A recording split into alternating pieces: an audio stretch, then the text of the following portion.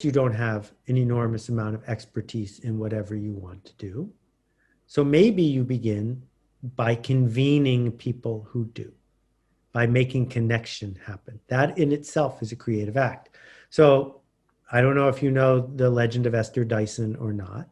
Esther is one of the most important people in the history of tech.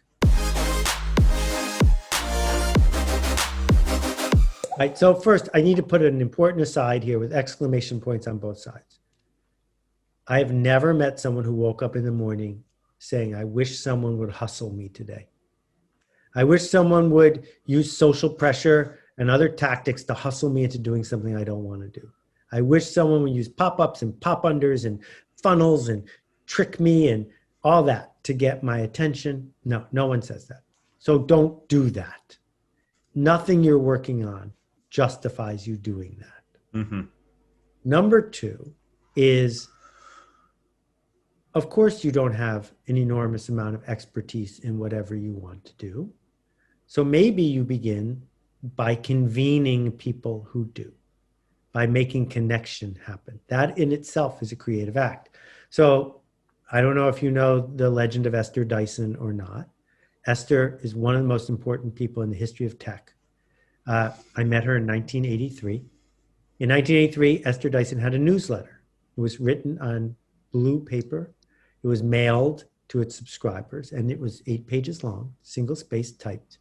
And it outlined people that she had met in tech who were launching interesting companies. If you wanted the newsletter, it cost $3,000 a year.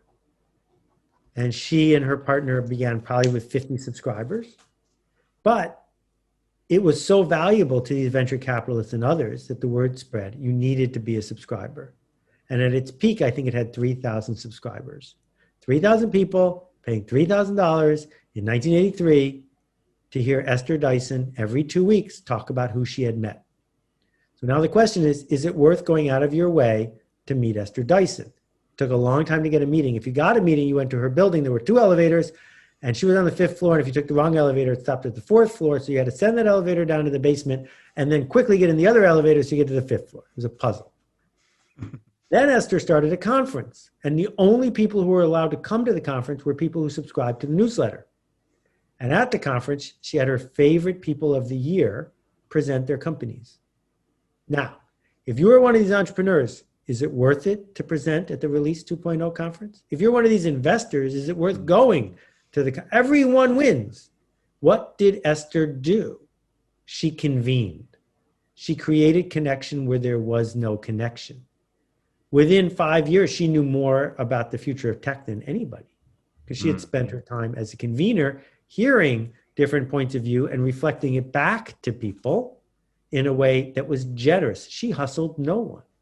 She ended up becoming an angel investor in probably hundreds of companies. She was on the board of Meetup before it sold and on. And I've known her off and on for years.